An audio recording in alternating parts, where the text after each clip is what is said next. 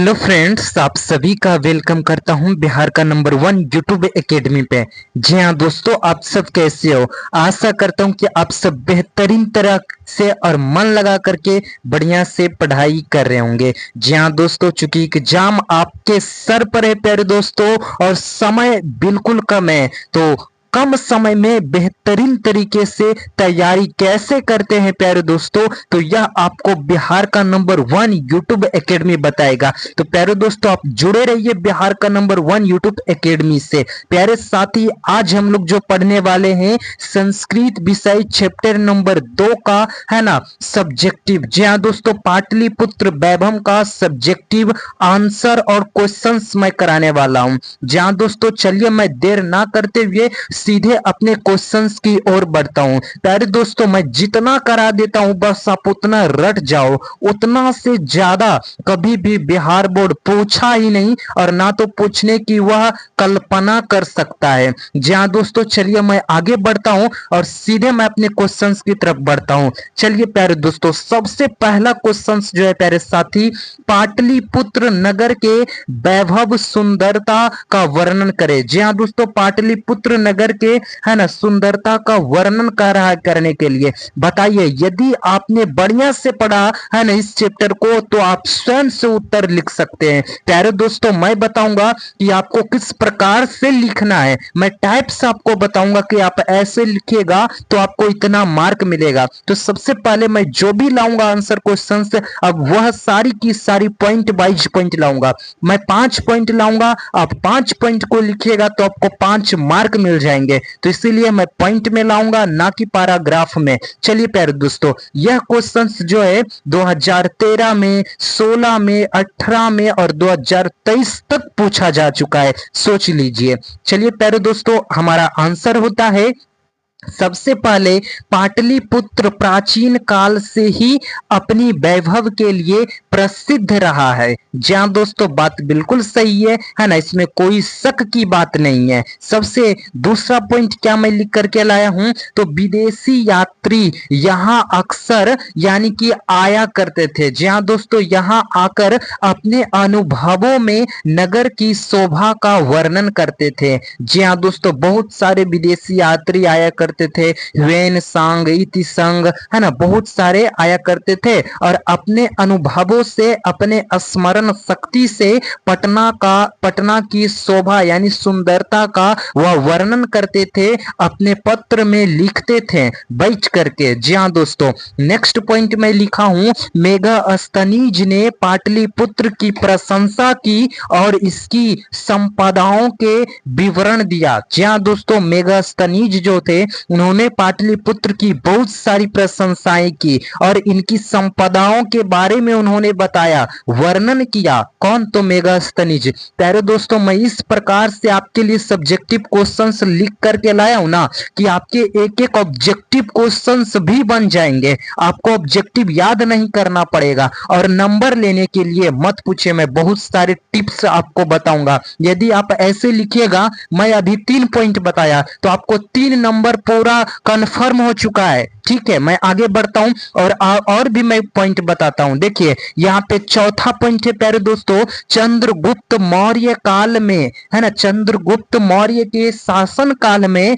नगर की शोभा अत्यंत उत्कृष्ट थी, बहुत ही अच्छा था। ठीक है, आगे देखिए, अशोक के समय पाटलिपुत्र की रक्षा व्यवस्था बहुत अच्छी थी। देखिए, इनसे ऑब्जेक्टिव क्वेश्चंस भी आपका कंप्लीट होते जा रहा है। ठीक है, आगे देखिए, नगर अत्यंत सुंदर और समृद्ध था। जी हाँ दोस्तों, पटना जो नगर है, पाटलिपुत्र जो नगर है, वह क्या है, बहुत ही सुंदर और समृद्ध नगर था। चलिए, यहाँ पे मैं अभी कितना आपको 6 पॉइंट बता दिया, आप सिर्फ 5 पॉइंट रट लेना। जी दोस्तों, है ना, रटना नहीं बल्कि आप तो समझ ही गए होंगे मेरे कहने का मतलब, तो आप समझ रहे हो कि मैं क्या कहना जा रहा हूं। ठीक है प्यारे दोस्तों, तो इन सभी को दम याद कर लीजिएगा। ऐसे तो मैं कंठस्थ आपको करा ही दिया हूं, क्योंकि मैं बहुत ही सरल सरल शब्द लिख करके लाया हूं, है ना। आपको पैराग्राफ यदि दे दिया जाए तो शायद याद करने में आपको काफी समय भी लग सकता है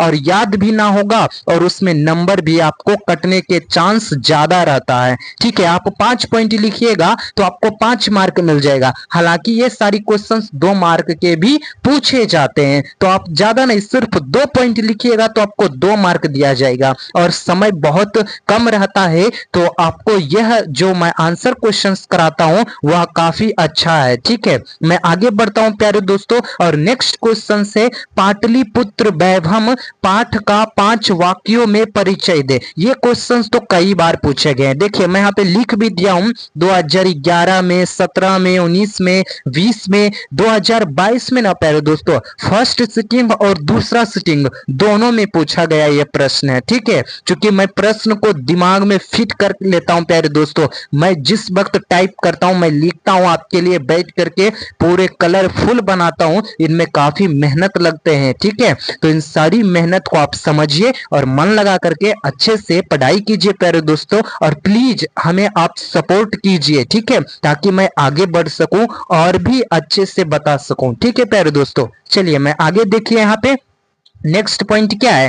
पाटलिपुत्र वैभव पाठ में पाटलिपुत्र की प्राचीन राजधानी के महत्व को बताया गया है। जहां दोस्तों, है ना, पाटलिपुत्र के महत्वपूर्ण राजधानी के बारे में ही तो बताया गया है ना। चलिए मैं आगे बताता हूं। देखिए दूसरा पॉइंट है प्यारे दोस्तों, कवि राजशेखर ने अपनी रचना काव्य मीन मानसा में लिखा है कि यहाँ बड़े विद्वान जैसे पाणिनि और पतंजलि ने शिक्षा प्राप्त की है। जी हाँ दोस्तों, देखिए इनसे ऑब्जेक्टिव क्वेश्चंस आपके बन रहे हैं प्यारे दोस्तों, है ना। चलिए नेक्स्ट मैं देखता हूं, और तीसरा पॉइंट क्या कहता है, आज पाटलिपुत्र नगर को पटना के नाम से जाना जाता है। देखिए कितना सरल सरल शब्द में मैं लिख करके लाया हूं। और छठवां पॉइंट कहता है, विद्वानों ने पाटलिपुत्र में अध्ययन कर पूरे विश्व में अपनी ख्याति प्राप्त की है। जी हाँ दोस्तों, मैं 6 पॉइंट लिख करके लाया हूं,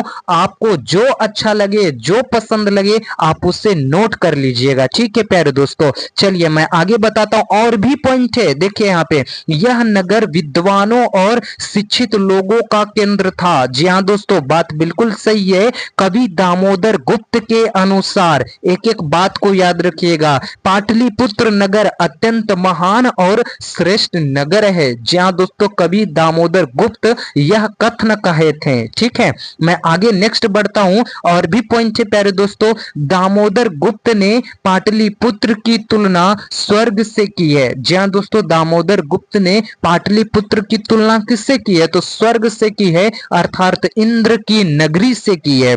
पाटलिपुत्र नगर सरस्वती की नदी के किनारे स्थित है।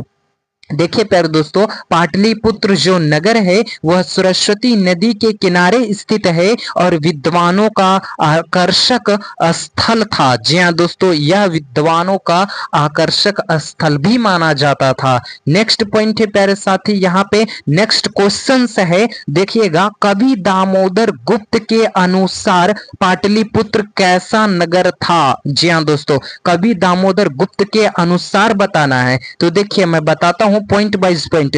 कवि दामोदर गुप्त के अनुसार पाटलिपुत्र महानगर है। जहां दोस्तों उन्होंने कहे थे कि पाटलिपुत्र जो है वह एक महानगर है। नेक्स्ट पॉइंट है ना, यह महानगर जो है प्यारे दोस्तों अपने समय के अन्य नगरों में सर्वश्रेष्ठ माना जाता था। वाह, बहुत ही अच्छे, है ना। यह नगर सरस्वती नदी के किनारे स्थित था। जहां दोस्तों पाटलिपुत्र जो नगर था वह सरस्वती नदी के किनारे स्थित था।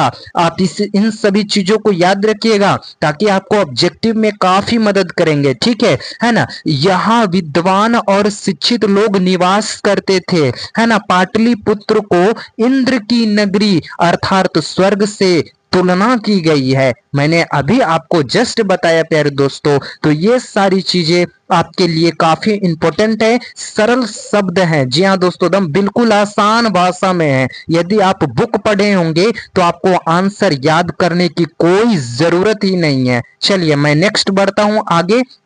और नेक्स्ट पॉइंट है, यह नगर जो है अत्यंत सुंदर और भव्य था। यह नगर सांस्कृतिक और शैक्षणिक दृष्टि से अत्यंत महत्वपूर्ण था। प्यारे साथी, मैं आइकन्स का भी प्रयोग किया ताकि आप सिर्फ फिगर को देख करके आपका जो भी आंसर होगा स्वयं बन जाएगा। ठीक है, चलिए मैं आगे बढ़ता हूं और अगले क्वेश्चन नंबर प्यारे दोस्तों है ना, पाटलिपुत्र को प्राचीन शिक्षा का केंद्र क्यों माना जाता था? जी हाँ दोस्तों, पाटलिपुत्र नगर को प्राचीन शिक्षा का केंद्र माना जाता था। और यहाँ पे पूछा गया है क्यों। यहाँ पे देखिए 2010 में पूछा है, बाप रे, 2017 में पूछा, 19 में पूछा, 22 में पूछा, 24 तक में पूछ दिया प्यारे साथी, 2026 में भी पूछेगा, है ना। चलिए देखिए नेक्स्ट पॉइंट देखिए, है ना, पाटलिपुत्र प्राचीन शिक्षा का महत्वपूर्ण केंद्र था। सबसे पहले आपको ऐसे ही लिखना है।